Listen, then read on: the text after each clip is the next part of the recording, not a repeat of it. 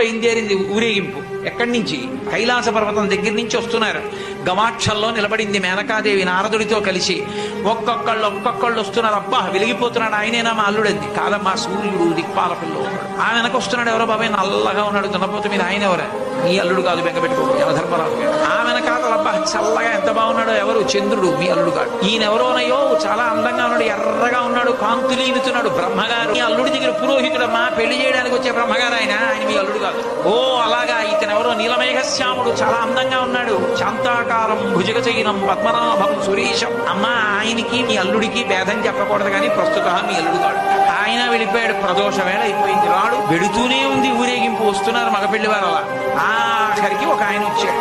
చుట్టూ భూత ప్రేత పిశాచాలున్నాయి, ప్రమదగణాలున్నాయి, మధ్యలో దిగంబరంగా తాండవం చేస్తూ వస్తున్నాడు. అడగలేదు మేనకాదేవి ఆయన మక్కుడు అని. నారదుడే చెప్పాడు, ఆయనే మీ అల్లుడమ్మా అని మెట్లు దిగి వెళ్ళిపోయాడు.